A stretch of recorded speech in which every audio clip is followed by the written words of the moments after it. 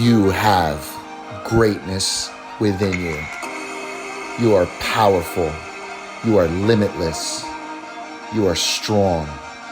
You are courageous. You are love.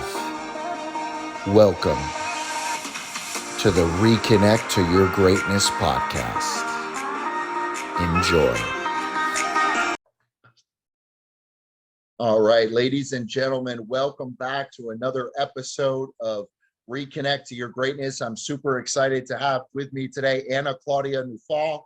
Ana is a Vancouver-based registered clinical counselor with a holistic and spiritual approach to the therapeutic and healing process. So, Ana, thank you so much for your time today. How are you? I'm good. Thank you for having me. Well, I have been an admirer of some of the content that you've been putting out for probably about 2 years now. And now that I'm up here in Canada, I said, hey, maybe now would be a good time to reach out to Ana to have her as a guest. So share with the listeners and the viewers a little bit about who you are as a soul and as a human being. Oh, wow. I think someone that has always seen the world from a more expanded, more deep perspective. And I noticed that perception of reality always had a positive impact in those around me. It always kind of opened up something in others. And so I decided to pursue a career in the thing that I've always been best at, which is holding space for other people.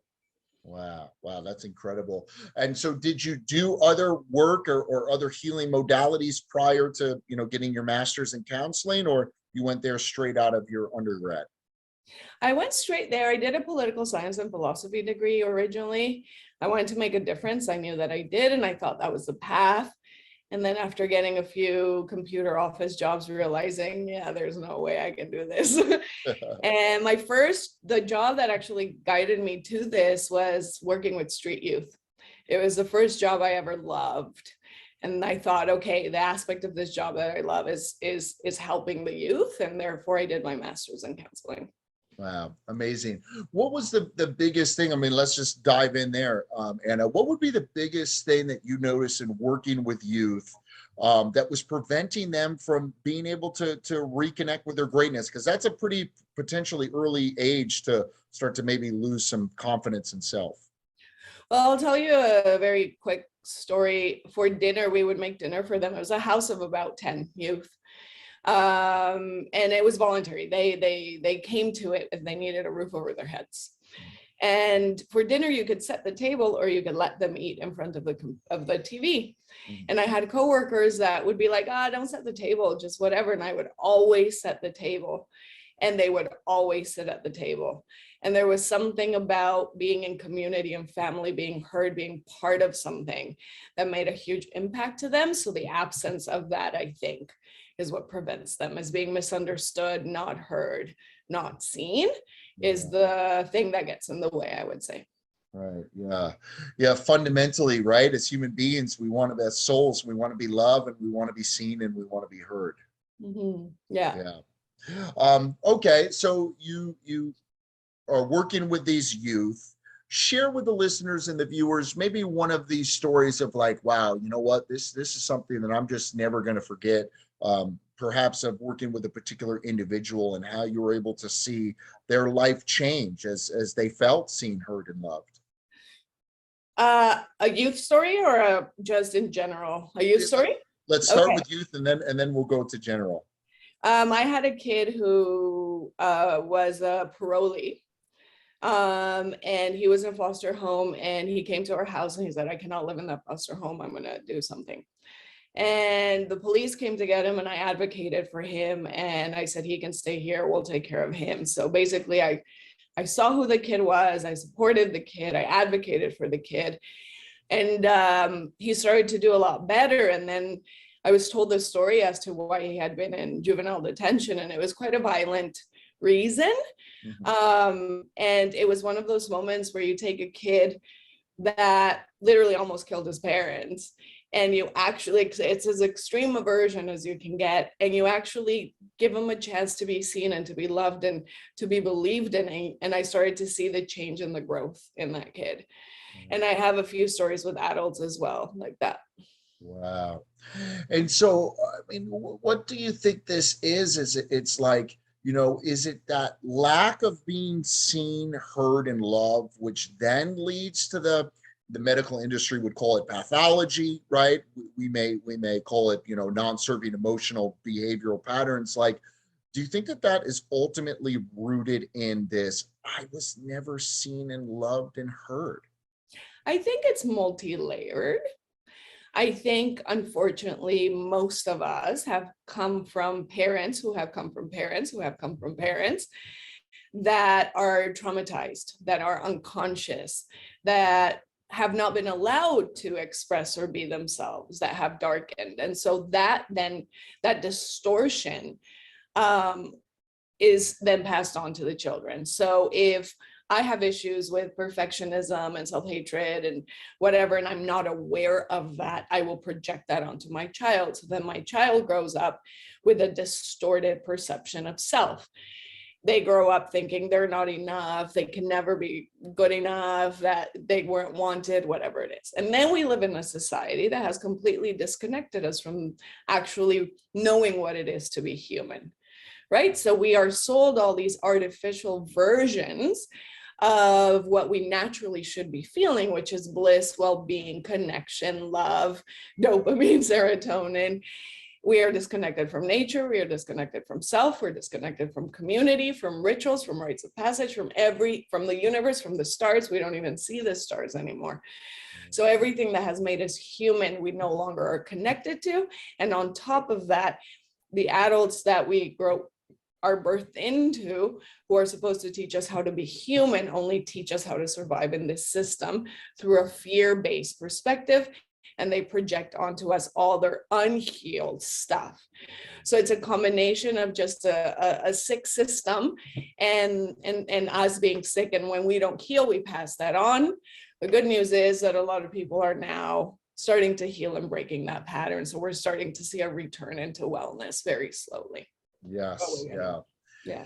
Yeah, it's a scary and beautiful and kind of in your face process as a lot of this is being brought to the surface for the collective. So, for the listeners and the viewers that say, okay, I get it. There may be some broken pieces inside of me, right?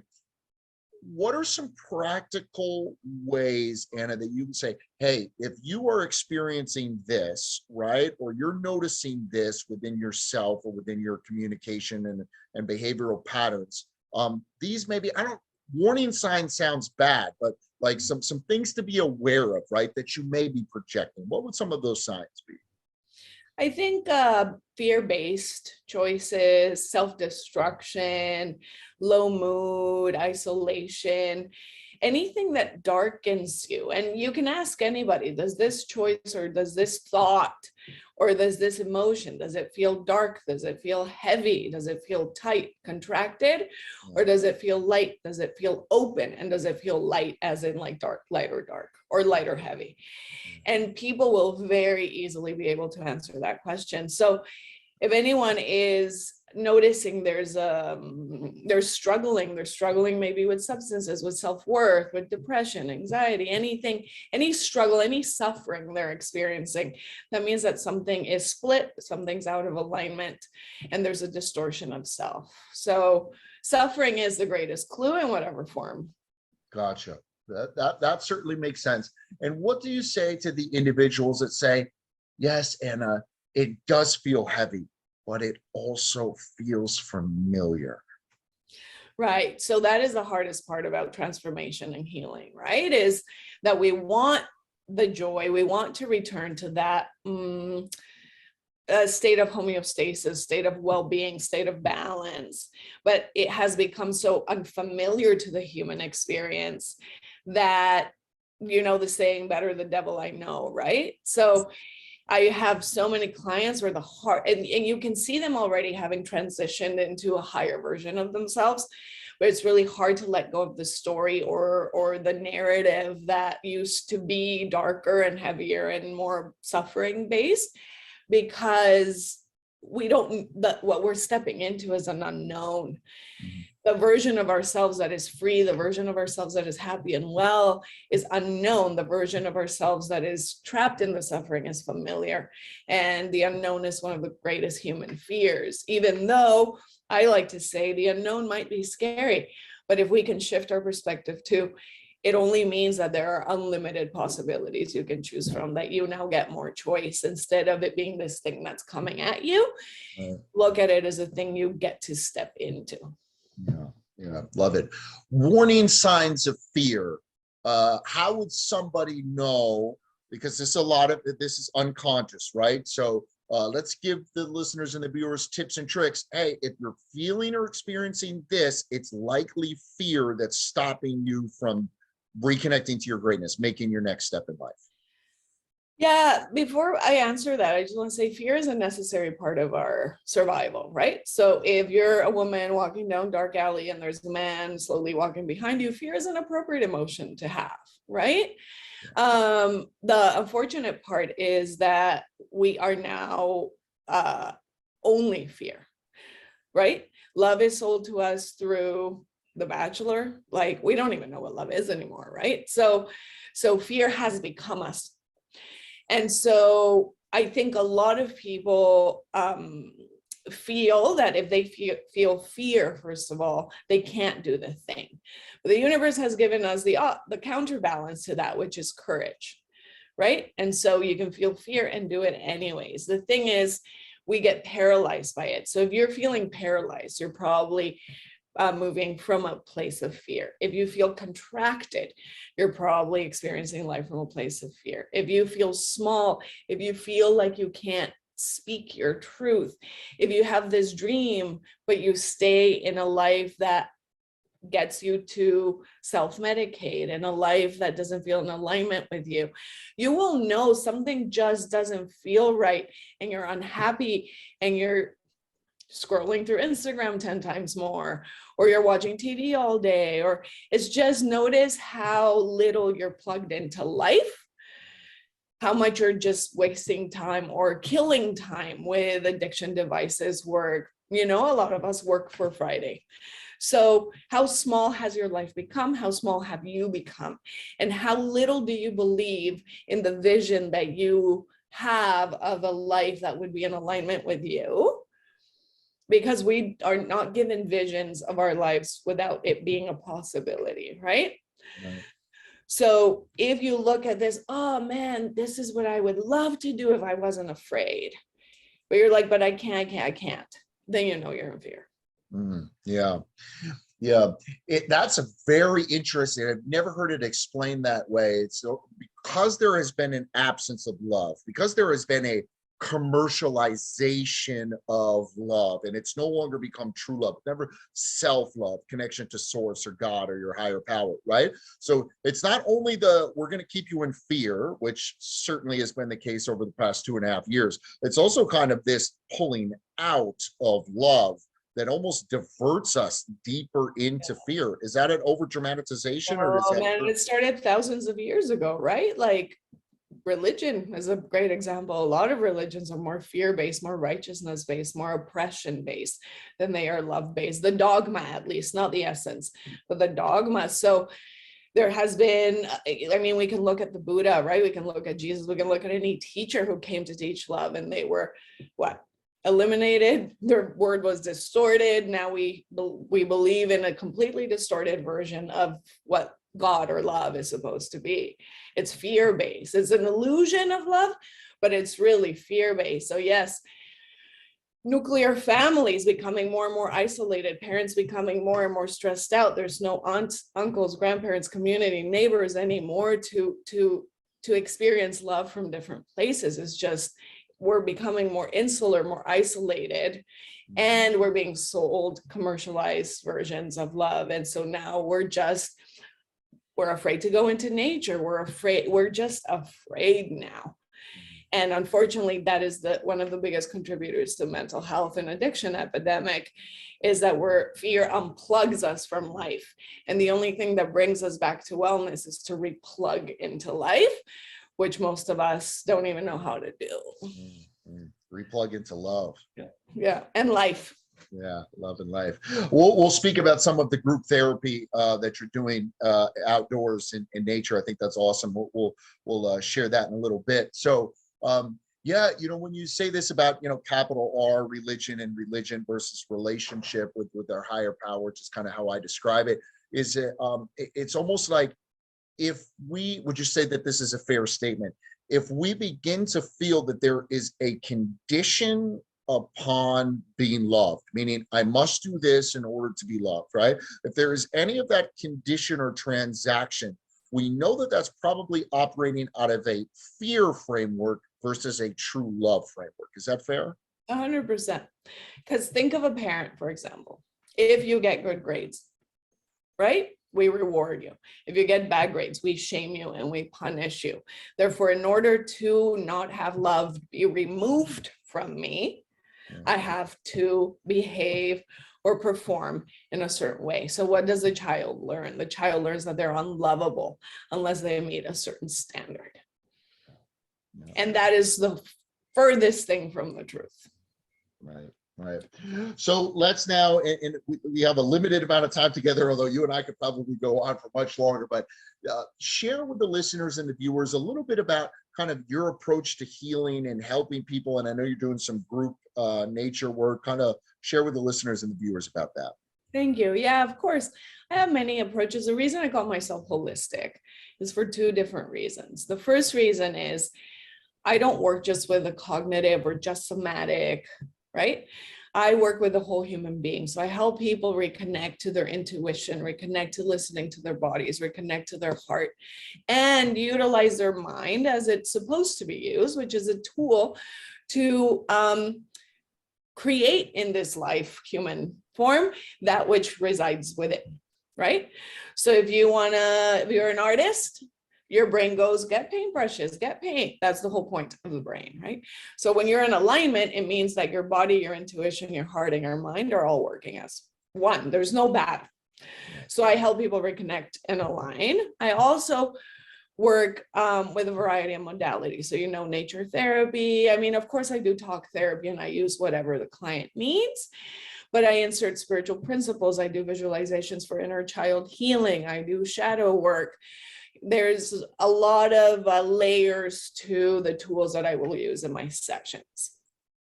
And then nature therapy, I wrote my thesis on that. I really, really believe that nature is our greatest healer, and that in order to reconnect to ourselves, that is the path, because you can ask anybody, how do you feel when you're in nature? And most people will say what? Relaxed, peaceful, at home. They're grounded, right? So it allows us to drop into ourselves enough to remember somewhat of what it's supposed to feel like to be human. Right. Love it. Aligning, so important, right? To be aligned. And for you and I, we would say mind, body, soul, or mind, body, spirit. Other people may just say mind, body, and that's okay, right? How can the listeners and the viewers take actionable steps, simple steps, right, and helping them to align throughout their day? Because we get to spend maybe an hour out of a 168-hour week with the individuals, but that's a limited period of time. What tips and tricks do you have there? I think learning to listen to your body, because the body doesn't lie. And the mind might come up with a million reasons, and the heart might be like, but I want to, but the body will always tell you what is true. So if you can take a moment of stillness and check in, and usually I do this exercise with my clients that I will offer here for people to do on their own, which is, say they can't decide between two choices.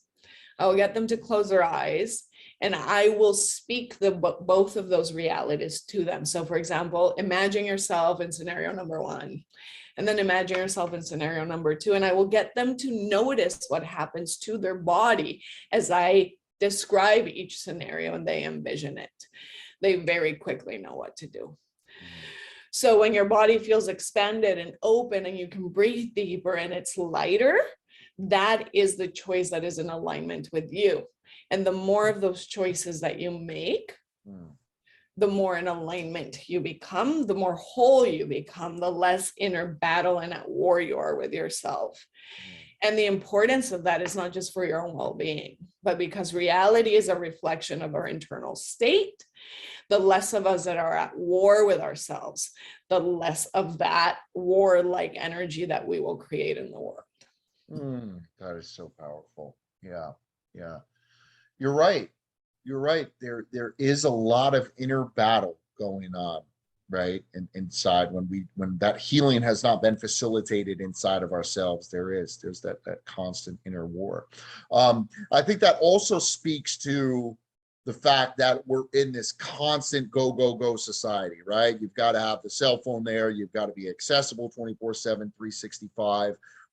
That I got to imagine that makes it hard, right? What do you say to the mother of three who's stressed out and overwhelmed and says, Anna, I love it. I don't know if I can find that time. What's your response to individuals like that? I have clients like that, and I never add to their pile. I usually say we all shower, we all wash dishes, we all go to the bathroom, like, not to be funny, right? Whatever you do every day that is mundane, do it with presence. Buddhism talks a lot about mindful eating, mindful bathing, mindful cleaning. So whatever it is you do, do it with presence. If you do it with presence, you get a very similar result than if you meditated for half an hour. Right? So, and be kind to yourself. Know that you are doing the best that you can. And when you are less than perfect with your children, make sure that you walk your children through your experience so that they develop empathy and understanding, and also learn how to identify their own frustration or anger. Don't just leave them to develop their own perception of what's happening. So as we're left alone as parents, we're going to do the best that we can. Just make sure, like, if you lose your temper, talk to your child and say, hey, I'm sorry, I'm really stressed out, within age appropriate words. Sure. But it helps the child get through that moment with clarity instead of creating this narrative of I am what is not wanted. Yep. And that just further. Yeah, sorry. Yeah, humility, right? Self-awareness. And I think that having that self-awareness to realize, hey, this is maybe some generational trauma. This is, my dad loved me this way, and this is the only way I know how to love. And so I think that this is healthy love for my child, but really it's not, right? You're right. It takes a tremendous amount of humility and self-awareness. And if you take that moment of stillness whenever you get a chance, it'll be easier to develop the self-awareness. Yeah. It's not that scary and overwhelming of a process if we can take just those few little moments to check in with ourselves. It really makes the rest of our day that much easier to get through. Is that fair to say? It is. And I just want to honor the fact that to take those moments of stillness and become more self-aware is to tap into maybe feelings or aspects of yourself that you've been denying or avoiding, right? So that's why it's so scary for some people. And that's why it's good to walk with someone that can walk you through the process of facing the parts of you that maybe you lash out instead of wanting to look at. Yeah. Well, I know I can tell just from the content of yours that I've observed in our brief conversation today, I can tell that you would be a tremendous person to help walk people through that process, and that's what you do. So share with the listeners and the viewers, if they are in the Vancouver area, are you online and in person, just in person? Share with the listeners and viewers how they could work with you. I'm both online and in person. I'm also starting some small group nature therapy sessions on Sundays. I have 3 more left if people are interested, and season dependent, I will have those. I'm also expanding my brand right now, which is going to include online courses and YouTube videos and a lot of other things that I'm going to be offering in the next few months that's going to be available. So if they don't want to do one-on-one, they will have access to a lot more content very soon. Awesome. Give us a sneak peek to some of these courses. What are 1 or 2 of the themes? One of the themes is shadow work. And another one of the themes is a return to self. So understanding yourself as a human being and reconnecting with that truth of abundance is your right, love is your right, freedom is your right, and how to allow yourself to embody those rights. Yeah, love it. Those are two. Okay, all right. Hey, I'll take those two sneak peeks. Let's wrap it up with this last question. And of course, we're coming out of the Lionsgate portal yesterday. This is for those of us kind of in tune with our higher selves and the energy. There is a lot going on right now. Where, Anna, do you see us going as a collective? Where are we at this moment, and where do you intuitively feel that we can go, with the understanding that we also have to put in some work in order to make that happen? What are your thoughts?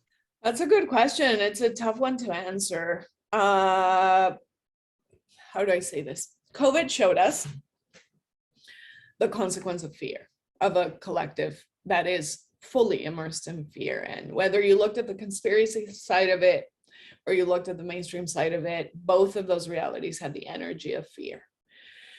So to answer your question, I wanted to say that first because there is a split that is happening in humanity.